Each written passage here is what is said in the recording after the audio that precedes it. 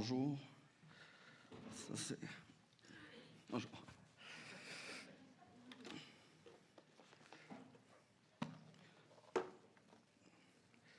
Donc, on va continuer ce matin Marc. Et le titre, recentrer nos craintes sur le Seigneur Jésus. Et c'est ce qu'on va regarder ensemble. Qu'est-ce que ça veut dire? Je ne sais pas si... en fait, je ne sais pas du tout quelles sont vos craintes. Je pense qu'on a tous des craintes. Et je vous en partage une que probablement 98% ici, vous êtes déjà au courant. Mais une de mes craintes, c'est qu'il arrive quelque chose à une de mes filles. Vous savez, quand elles sont parties, deux d'entre elles en Floride et en Corée, c'est quelque chose qui était vraiment difficile pour moi.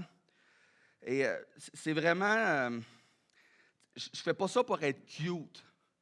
Tu sais, comme, c'est cute, un père qui... Non, c'est vraiment quelque chose qui vient me saisir. Evelyne, quand elle a commencé son travail, je vais être là à 10 heures parce qu'elle travaillait à Québec. Mais à 10h02, moi, quand elle n'est pas arrivée, pour de vrai, ça vient juste. Puis là, à 10h04, je check dans ça, puis c'est quoi l'horaire de bus, puis je regarde les rendus. Puis là, je dis, si je vois la bus passer, puis je ne vois pas Evelyne sortir, je suis faite, là, je sais pas. Mais finalement, à 6, elle arrive, puis elle sort. Puis là, je suis correct. Mais le stress, il est vraiment, vraiment là, puis je le contrôle pas. Donc, c'est quelque chose qui me fait peur. Puis je vous raconte, quand j'étais au Cameroun avec Guy, on était entre deux vols, puis j'étais à plusieurs milliers de kilomètres. Puis Maïka s'en allait aux Bermudes, parce qu'ils sont allés à plein de places, là, ça vient mêlant. Aux Bermudes pour des camps. Et moi, je suis à l'aéroport. Je sais pas, je pense que c'était en France ou quelque chose de même, assez loin de Montréal. Maïka, elle a un vol à Montréal à 5 heures. Donc, vous savez, il faut arriver 2 heures à l'avance. Donc, 2 heures du matin, prend le bus à Montréal. Je n'étais pas trop en faveur de ça, mais on n'avait comme pas le choix. Et là, il y a des textos qui pop. Je vous les lis. Elle dit, le monde sont drogués et ils font vraiment peur. Parce que là, elle est dehors, tout seul, à 2 heures du matin à Montréal. Bon. J'ai vraiment le goût de pleurer, mais je peux pas.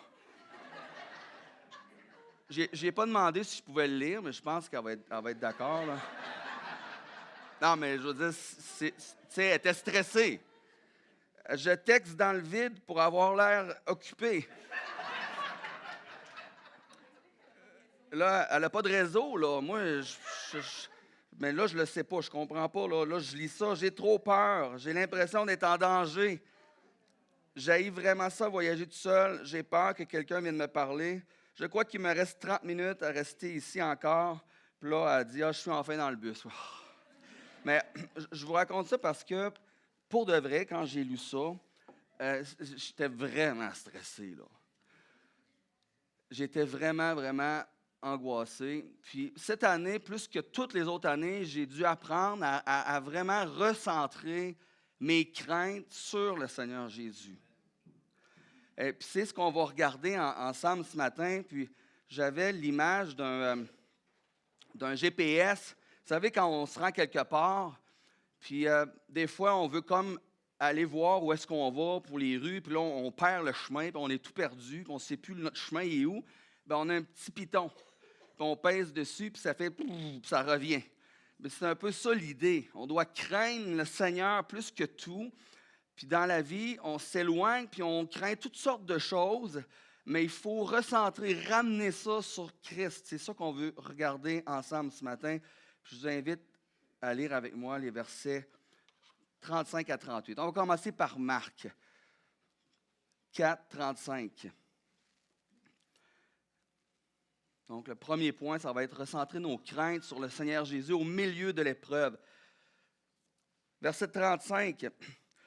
Ce même jour, sur le soir, Jésus leur dit, « Passons de l'autre bord. » Après avoir renvoyé la foule, ils l'amenèrent dans la barque où il se trouvait.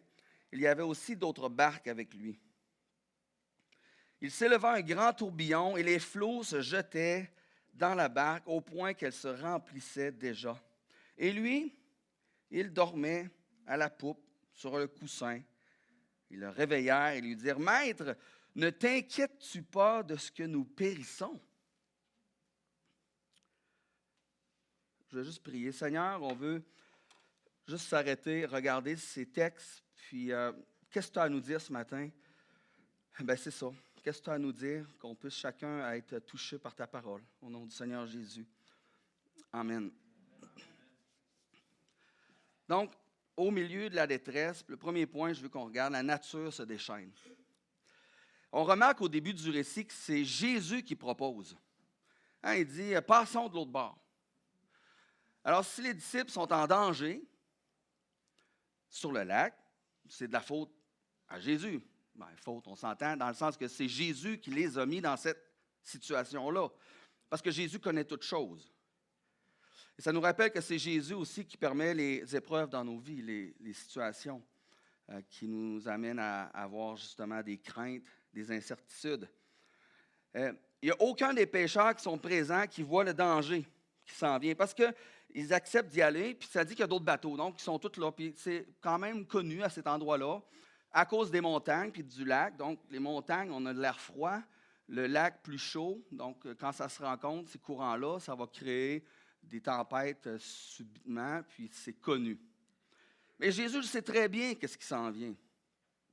Alors les disciples sont calmes, la mer est calme, tout va bien, jusqu'à ce que le vent se lève. Et il s'est levé quand même assez rapidement parce que les vagues déjà se jetaient dans la barque, au point qu'elle se remplissait. Et là, les disciples paniquent. Ils ont peur. Je pense que c'est une émotion normale.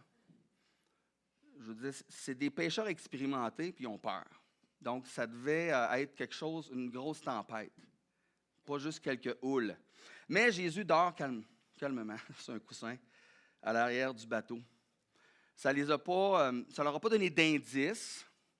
Ils ont juste tellement eu peur qu'ils ont voulu le réveiller. Mais Jésus qui dort, ça nous démontre son humanité. Hein, parce que Jésus, on le voit dans le texte avant, il a enseigné, il a fait des miracles. Et puis, il a enseigné toute une journée de temps, bien, ça vide, c'est épuisant. Puis on le voit, parce qu'il est capable de dormir dans la tempête, dans les houles. Il ne se réveille pas, mais les disciples, tellement en panique, ils osent le réveiller.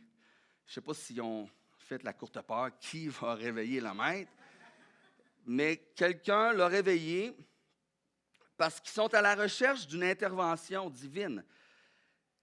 Ils sont en danger, ils ont peur de mourir. Donc, Jésus, on le sait, il est connecté avec Dieu. À quel point ils savent, bien, on va le voir avec l'Évangile qui va être devant nous, avec l'Évangile de Marc, mais avec notre histoire aussi principalement, à quel point ils savent que Jésus est le Fils de Dieu, puissant au-dessus de tout, mais ils savent qu'il est connecté. Alors, ils vont réveiller et ils vont poser cette question quand même assez étrange. « Maître, cela ne te fait rien que nous soyons en train de mourir? » Je trouve ça étrange comme question. Parce que, tu sais, Seigneur, c'est comme, mais voyons, je vous ai choisi, je vous amène avec moi, vous voyez ce que je fais, puis vous pensez que je vous ai amené là pour que vous mouriez, puis que ça ne me dérange pas. Mais on pose ce genre de questions-là au Seigneur dans nos vies, quand on vit des choses intenses. On dit, voyons, Seigneur, pourquoi? Tu m'aimes-tu vraiment? Pourquoi tu permets ça? Ça ne te dérange pas que je vive ça? On ressemble à ça. Mais c'est une question qui révèle à quelque part leur énorme manque de foi, leur connaissance qui est limitée dans le Seigneur. La faiblesse, on a parlé de ce matin, on est faible en tant qu'être humain. Même chrétien racheté, on demeure faible. Donc, faiblesse à comprendre même le cœur du Seigneur. C'est quoi Dieu veut? C'est quoi le Seigneur veut? Et en réveillant Jésus, il espère que Jésus les sauve du danger. Donc, ils ont confiance dans le Seigneur, mais je pense que cette confiance n'est pas tout à fait à la bonne place. Ils ont confiance que Jésus peut les sauver. C'est vrai que Jésus peut les sauver. Mais leur confiance, je ne pense pas qu'elle devrait être premièrement dans la puissance de Jésus qui peut les sauver. Leur confiance, à mon sens, devrait premièrement être dans la souveraineté de Jésus qui est en contrôle de tout, même de leur vie. Puis c'est souvent, encore une fois, la même erreur qu'on fait. On s'inquiète du danger plutôt que de contempler sa souveraineté. On lui demande de nous délivrer au lieu de l'adorer pour sa sainteté. Il est au-dessus de tout, saint, saint, saint. On est attiré par sa main qui donne, hein, avant d'être attiré par sa face qui rayonne. On demande. On le voit que c'est notre tendance humaine, même en tant qu'enfant de Dieu. Mais il faut renverser cette tendance-là. Puis c'est dur, mais il faut renverser. Puis dans le Notre Père, je trouve que c'est une prière qui nous démontre qu'il faut renverser cette tendance-là. Parce que Jésus dit dans le Notre Père qu'il faut sanctifier le nom de Dieu avant de dire « donne-nous aujourd'hui ». Donc oui, on va à Dieu parce qu'il peut nous délivrer, mais on devrait peut-être aller premièrement à lui parce qu'il est au-dessus de tout, le grand maître de l'univers. Il contrôle tout, absolument tout. Et la nature obéit. On va lire verset 39. S'étant réveillé, il menaça le vent et dit à la mer, « Silence, tais-toi. » 3 mots. Et le vent cessa. Il y eut un grand calme. Puis il leur dit, « Pourquoi avez-vous si peur? Comment n'avez-vous point de foi? » Ils furent saisis d'une grande frayeur et ils se dirent les uns aux autres, « Quel est donc celui-ci à qui obéissent même le vent et la mer? » Donc, 3 petits mots dans notre version française ici. Silence, tais-toi, et il y a un grand calme. Aussitôt, aussitôt, je ne sais pas combien de temps, mais aussitôt, c'est vite. Parce que si on arrête la tempête, normalement, les houles pourraient être houleuses. Ça pourrait être houleux pendant 5-10 minutes, 15 minutes. Mais j'ai l'impression qu'aussitôt qu'il l'a dit, c'est calme. Vous savez, Jésus n'a pas calmé la tempête pour montrer à ses disciples qu'ils pouvaient calmer les tempêtes de leur vie. Ce n'est pas ça la leçon première qu'on retrouve ici. Il a calmé la tempête pour leur montrer sa toute-puissance, qu'il avait autorité sur tout, même la création. C'est quelque chose, ça. C'est beau de dire à quelqu'un, bon, la guérison, mais là, il parle à la nature. Il parle au vent, puis le vent obéit. C'est quelque chose d'encore plus intense, j'ai l'impression, que le Seigneur veut leur montrer. Et c'est devant cette scène-là que les disciples ressentent leur crainte sur le Seigneur Jésus. Parce que le texte nous dit, ils furent saisis d'une grande frayeur. Et là, ils disaient à l'un l'autre, qui est donc cet homme, même le vent, la mer, l'obéissent. Ça n'a aucun bon sens. Donc, la peur de la tempête qui était à l'extérieur du bateau s'est transformée en grande frayeur de réaliser qui était celui avec eux dans le bateau. Celui-là même qui contrôle la création était avec eux dans le bateau. Ça leur a fait beaucoup plus peur que la tempête. Saisis de crainte. Et c'est exactement ce que Jésus a voulu faire avec eux. Leur montrer qu'il est vraiment tout-puissant, souverain et que la nature obéit. Jésus ne veut pas nécessairement toujours apaiser les tempêtes de nos vies, mais il veut qu'on ressente nos craintes sur lui, qui est au-dessus de toute chose, même au-dessus de la nature, des forces de la nature. Quand on ne saisit pas la puissance de celui qui dort dans la barque, c'est la crainte qui s'impose comme notre maître. Il faut comprendre qui est vraiment Jésus. Puis quand je parle de dans la barque, c'est je parle dans notre vie, à tous les jours. On veut suivre le Seigneur Jésus, il faut réaliser qui il est. Puis ça change toute notre façon de voir les épreuves, puis toutes les choses qu'on vit. Le deuxième point, recentrer nos craintes sur le Seigneur Jésus au milieu de la domination. Et on va regarder le deuxième récit de Marc 5. On va lire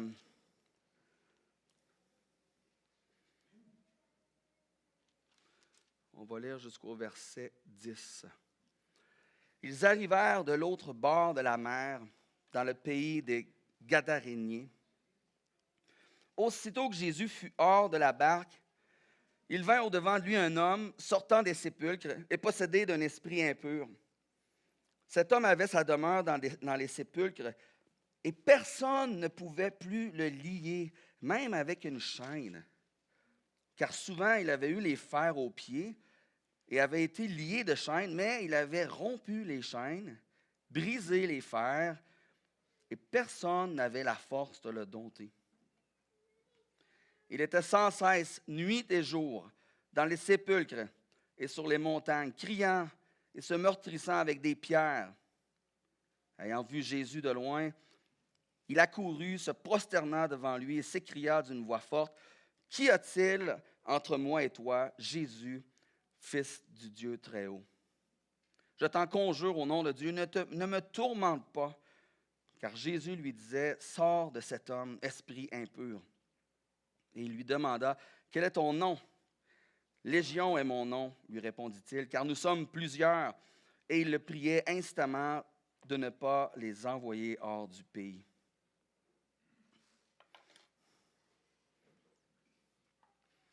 Donc, au milieu de la domination, les démons se déchaînent.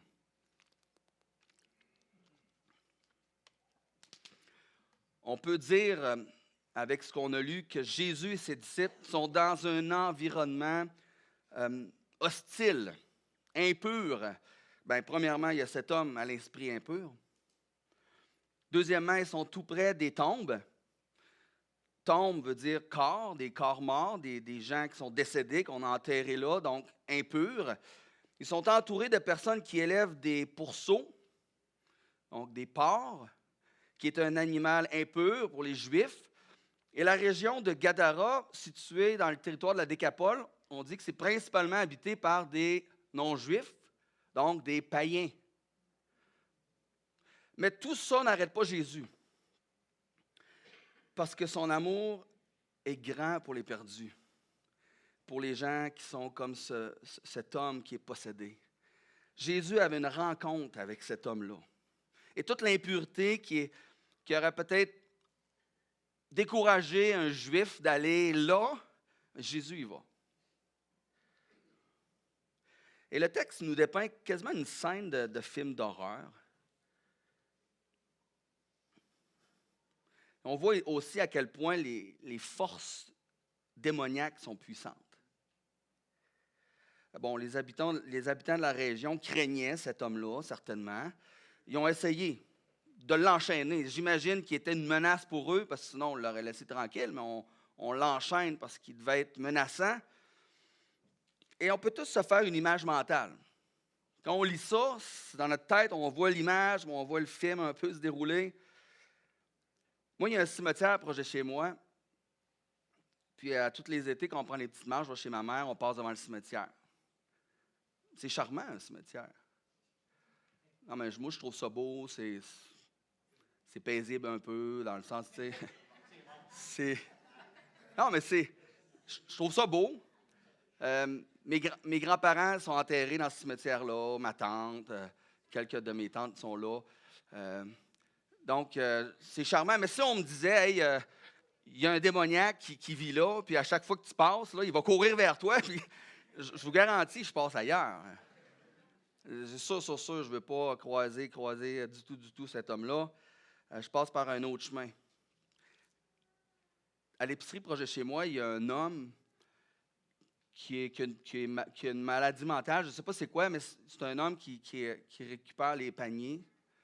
Il n'est pas engagé par l'épicerie, mais l'épicerie sont gentils, ils laissent faire. Puis lui, il récupère les paniers, mais il est tout le temps fâché, puis il sac après les paniers, puis il crie, puis écoutez, il fait peur. Puis quand j'allais au début avec mes filles, là, je tenais la main, là, mon trou, là, je protégeais mes filles, puis là, mais tu sais, il est pas du tout méchant. mais il crie, il sac, puis il y a vraiment quelque chose. Mais c'était peurant. Alors vraiment, cet homme-là, il faisait peur. Et quand on lit le récit, vous savez quoi? On focus sur le démoniaque. On focus sur cet homme-là qui fait peur, cet homme-là qu'on aimerait passer outre, passer ailleurs. On ne veut pas le voir. Mais au-delà des démons, il y a une personne qui souffre. Puis quand on lit ça, on ne pense pas souvent à cette personne qui souffre. Une personne qui est isolée, rejetée, qu'on a essayé d'enchaîner. Et Luc ajoute un détail important, il était nu. Alors on peut imaginer, tout nu, dans les intempéries, dans le froid, l'humidité, la pluie. Il vivait à travers les sépulcres, à travers les morts. Il était meurtri parce qu'il se meurtrissait avec des pierres. Puis quand il arrachait les chaînes, j'imagine que le fer faisait des lacérations et brisait sa peau aussi. L'homme, il était plus en contrôle de lui-même, mais peut-être qu'il était encore conscient dans une certaine mesure et qu'il expérimentait ce rejet, cette souffrance. Peut-être qu'il y avait des enfants chez lui, puis une femme qui l'attendait. Peut-être qu'il y avait des parents ou des frères et sœurs aussi qui s'inquiétaient de sa situation. Certainement qu'il y avait un cercle d'amis. Il y avait du monde sûrement, des proches, des connaissances, mais tout le monde l'a abandonné. Il est tout seul. À lui-même, laissé à lui-même, sans ressources, sans espoir. Hey, on a essayé de le dompter, sans espoir. Et le Seigneur Jésus a compassion. C'est ça qu'il voit. Puis c'est ça qu'il veut aller chercher, le Seigneur Jésus. Bien sûr, il veut démontrer un miracle impressionnant aussi à ses disciples, qu'il a non seulement le pouvoir sur la création puis la nature, mais aussi sur les esprits impurs, sur le monde spirituel. Mais il a compassion de cet homme aussi.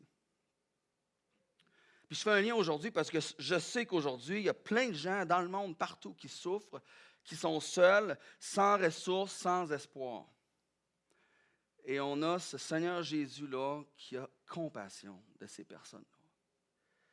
Et je sais que les gens souffrent, qui seuls, on entend toutes sortes d'histoires. Micah travaille dans un foyer de personnes âgées, puis il y a une semaine ou deux, il nous racontait que cette vieille dame qui avait de la visite, puis là, Micah a dit « Ah, c'est le fun, vous avez de la visite. Est-ce qu'il vous visite souvent? » Elle dit « Non, c'est ma fille, non. » Elle dit « C'est moi qui l'ai invitée pour qu'elle vienne me voir. » C'est spécial. Ça me faisait de la peine. Pour avoir de la visite, il faut que la dame invite sa fille. Donc, il y en a vraiment plus qu'on pense, des gens seuls, sans ressources, sans espoir. Vous savez, le péché dans la vie du croyant, il est encore là. On le sait que la présence du péché est là. Et si on voit un frère ou une sœur qui lutte avec un péché, il faut être capable de voir au-delà de cette emprise, de cette lutte, parce qu'en arrière de ça, il y a une personne qui souffre. Parce que des fois, on va dire « Ah, lui, on sait bien avec telle chose ou telle chose qu'il fait. » Mais on souffre tous avec le péché et avec les emprises qu'on peut avoir. Alors, quand on voit nos frères et sœurs sous des emprises, parce qu'ils demeurent sous une emprise, oui, on est libre en Christ. Les chaînes ont été cassées, mais la présence du péché est encore là chez le croyant. Donc, si on voit un frère, une sœur, mais il faut aller au-delà de cette emprise puis de voir qu'il y a un frère, une sœur qui souffre, qui a besoin de compassion. Et sans minimiser le péché, Jésus voit cette personne-là qui souffre. Donc, Jésus a compassion, il veut délivrer cet homme de la domination. Et comme les éléments de la nature ont obéi à Jésus, les démons obéissent aussi au Seigneur Jésus. On va lire verset 11 jusqu'à la fin. Il y avait là, vers la montagne, un grand troupeau de pourceaux qui paissaient. Et les démons le prièrent, disant « Envoie-nous dans ces pourceaux afin que nous entrions en eux. » Il le leur permit, et les esprits impurs sortirent entrèrent dans les pourceaux et le troupeau se précipita des pentes escarpées dans la mer. Il y en avait environ 2000 et ils se noyèrent dans la mer. Donc, même dans des animaux, on voit le ravage de l'ennemi. Les esprits qui font du ravage, même dans des pourceaux. Et verset 14, ceux qui les faisaient paître s'enfuirent et répandirent la nouvelle dans la ville et dans les campagnes. Les gens allèrent voir ce qui était arrivé. Ils vinrent auprès de Jésus et ils virent le démoniaque, celui qui avait eu la légion, assis, vêtu et dans son bon sens. Et ils furent saisis de frayeur. Ceux qui avaient vu ce qui s'était passé leur racontèrent ce qui était arrivé au démoniaque et au pourceau. Alors ils se mirent à supplier Jésus de quitter leur territoire. Comme il montait dans la barque, celui qui avait été démoniaque lui demanda la permission de rester avec lui. Jésus ne le lui permit pas, mais il lui dit, va dans ta maison, vers les tiens, et raconte-leur tout ce que le Seigneur t'a fait et comment il a eu pitié de toi. Il s'en alla et se mit à publier dans la Décapole tout ce que Jésus avait fait pour lui, et tous furent dans l'étonnement.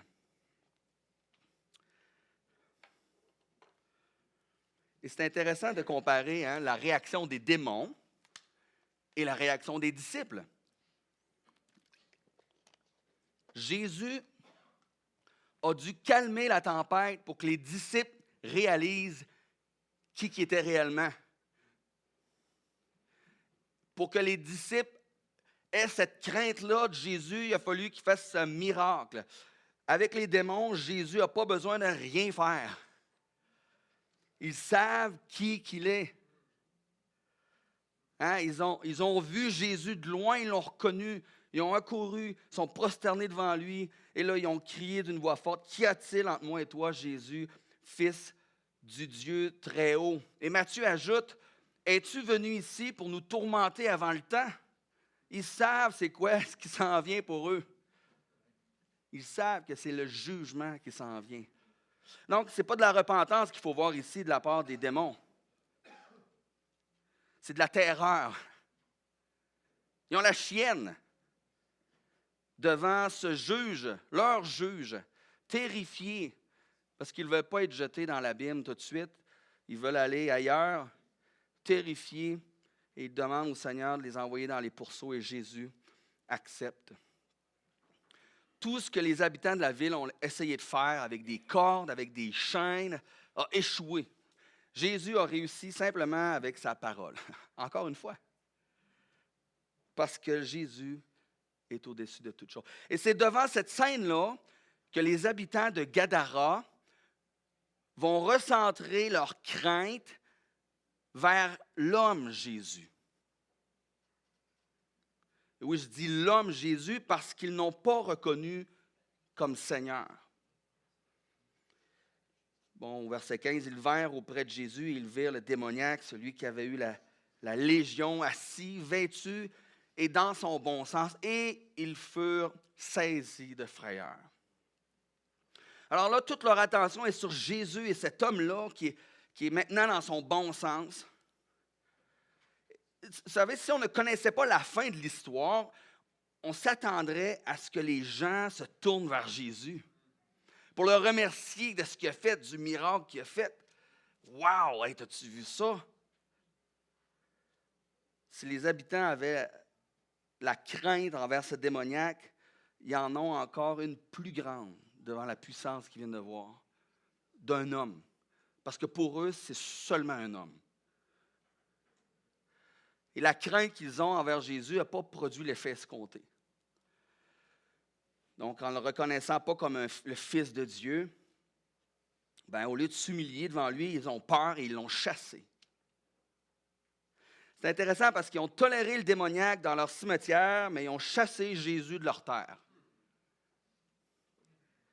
Et en faisant ça, ils se sont condamnés eux-mêmes à demeurer sous l'emprise, sous l'empire du péché. Vous savez, l'état de cet homme démoniaque nous révèle ce que le péché fait encore aujourd'hui. Les forces démoniaques sont extrêmement puissantes et sont à l'œuvre. Je ne suis pas une personne qui a tendance à avoir le diable dans sa soupe. dans le sens que aussitôt qu'il y a quelque chose qui a mon ordinateur plante, bah, c'est le Satan qui a voulu faire ça. Je suis loin de ça. Mais il est beaucoup plus présent qu'on pense quand on veut servir le Seigneur. On n'a peut-être pas des cas de possession dans nos cimetières, mais certainement il y en a aussi des cas de possession aujourd'hui. Mais le monde est quand même dominé par le péché. On est dominé par le péché. La Bible dit quand on arrive au monde, on est esclave. Esclave du péché. La Bible dit qu'on est sale, sali par le péché. Et la Bible dit qu'on est séparé de Dieu à cause du péché. Ça, c'est notre état. On vient au monde, c'est ça notre état. Puis de la même manière que personne ne pouvait dompter ce démoniaque-là, personne ne peut changer son état déchu et devenir une nouvelle créature, sainte, agréable, acceptable devant Dieu. Il n'y a personne qui peut faire ça. On est comme ce démoniaque-là, on ne peut pas être dompté, personne. C'est pour ça qu'on a besoin du Seigneur Jésus-Christ, qui est mort à la croix pour nous. Il y a eu ce transfert à la croix. Pour tous ceux qui ont la foi, mais Jésus a pris mes péchés sur lui à la croix. Puis sa justice parfaite qu'il a vécue sur terre pour plaire à Dieu, sans jamais pécher, il la prend et il nous la remet à nous. On peut être sauvé et être vu en Jésus-Christ, parfait, pour pouvoir aller dans sa présence. C'est merveilleux. Merci Seigneur. C'est seulement par la foi en lui qu'on peut être libéré de la domination du péché, devenir de nouvelles créatures. Et bien sûr, un enfant de Dieu qui est habité par le Saint-Esprit, je ne crois pas qu'il peut être possédé par un esprit impur. Par contre, même si le Seigneur Jésus est notre nouveau maître, si on est son enfant, on peut encore livrer nos membres au péché. On peut encore pécher parce que le péché est encore présent dans nos vies. Et si on ne saisit pas la puissance de celui qui a autorité sur les démons, bien, c'est le péché qui va essayer de s'imposer comme notre maître sur nous. Puis on peut lui livrer encore nos membres, malheureusement. C'est pour ça qu'il faut réaliser qui est le Seigneur Jésus. C'est pour ça que c'est important de toujours recentrer nos craintes sur lui, qui est infiniment plus puissant que n'importe quel péché qui peut être dans ma vie avec lequel je lutte. Il est plus puissant que le diable. Il l'a vaincu à la croix. C'est seulement le Seigneur Jésus qui est au-dessus de toute chose et qui a la toute-puissance pour nous donner la victoire de nous garder fidèles. Alors, il faut tout le temps ramener nos craintes, notre vie sur lui, sur sa personne.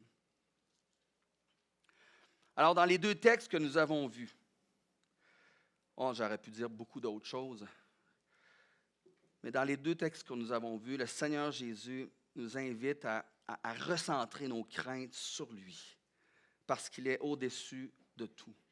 Et vous savez, recentrer nos craintes ne veut pas nécessairement dire de les éliminer. Moi, la crainte que j'ai pour mes filles, je ne pense pas qu'elle est inappropriée.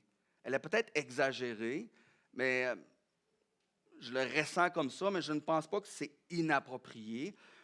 Probablement même que cette crainte fait de moi un meilleur père. Ou si ma fille me dit, là, je reviens en bus, il va être 2 heures du matin, je vais dire, ben gars, je vais aller te chercher. Hein, mon père, je vais aller te chercher en plein milieu de la nuit. Mais je dois me rappeler que le Seigneur Jésus-Christ, c'est ça qui est dur. Il est le grand Dieu, au-dessus de toutes choses. C'est lui qui contrôle ma vie, ce qui m'arrive, la vie de mes filles. Je n'ai pas le choix de lui faire confiance puis de me rappeler qu'il a la toute-puissance. Me rappeler qu'il est le Tout-Puissant. Parce que si je ne saisis pas la puissance de celui qui dort dans le bateau, ben c'est ma crainte qui va s'imposer comme mon maître. Il faut se rappeler ces vérités-là. On les connaît, mais on les oublie ou on les met de côté. Alors, je dois recentrer ma crainte vers le Seigneur Jésus, avoir une confiance inébranlable en lui. Puis même s'il arrive quelque chose, peut-être qu'il va arriver quelque chose un jour à une de mes filles, Dieu est en contrôle. Puis je dois lui faire confiance. Puis je dois continuer de me confier en lui. Et c'est la même chose avec le péché. On a parlé de démoniaque qui était possédé, dominé. Bien, on peut avoir des difficultés aussi dans nos vies chrétiennes, même avec le péché. Mais c'est la même chose. C'est bien de craindre le mal, c'est bien de craindre le péché, de rechercher la sainteté. Mais au-delà de cette crainte, je pense qu'il faut réaliser que le Seigneur Jésus-Christ a vaincu le péché. Se rappeler qu'il a vaincu la mort. C'est lui mon nouveau maître. Puis il n'y a rien ni personne qui va pouvoir me séparer de son amour. Parce que si je ne saisis pas la puissance de celui qui a autorité sur les démons, mais c'est le péché qui va vouloir s'imposer comme mon maître. Recentrer nos craintes sur le Seigneur Jésus, c'est de prendre conscience qu'il est au-dessus de tout, que sans lui, on ne peut rien faire. Recentrer nos craintes sur le Seigneur Jésus, c'est de l'adorer à travers les inquiétudes. Lui faire confiance malgré la peur. Recentrer nos craintes sur le Seigneur Jésus, c'est abandonner l'illusion de contrôle et reconnaître qu'il tient tout entre ses mains. C'est lui qui gère, c'est lui qui mène. C'est ça qui est à la portée de celui qui craint le Seigneur. Ça, c'est la leçon que le Seigneur a pour nous ce matin, de le craindre par-dessus tout. On va terminer avec la prière. Seigneur, ta parole est claire et avec ces miracles, tu veux démontrer que tu as autorité sur même la nature et même le monde spirituel, les esprits impurs qui avaient peur de toi. Et Seigneur, on veut nous aussi avoir une crainte respectueuse de toi, se rappeler qui tu es, se rappeler que tu es en contrôle. Puis quand on est dans ces craintes-là, ben, c'est juste de les recentrer sur toi, les voir en perspective que tu es là au contrôle, que tu nous aimes, que tu veux prendre soin de nous, que tu les permets. Seigneur, merci encore parce que tu es venu nous chercher, tu nous as sauvés, tu nous as rachetés. Puis Seigneur, on lutte tous. Et si chacun ici venait partager ses luttes, ben on serait peut-être surpris, mais en même temps, non, parce qu'on lutte tous, Seigneur. On a besoin de ta grâce, on a besoin de ton aide, on a besoin de l'Esprit Saint qui est déjà en nous, mais qui puisse nous fortifier, nous amener de plus en plus semblables au Seigneur Jésus. Bénis notre marche, garde-nous du péché. Fais-nous voir notre péché qui est peut-être dans nos angles morts, qu'on ne voit pas, qu'on puisse le confesser aussi, avoir ce désir de changer, d'abandonner les choses. Donc, Seigneur, viens à notre secours. Et merci pour l'assemblée ici. Puisses-tu nous bénir vraiment et nous guider dans la suite. Au nom du Seigneur Jésus. Amen.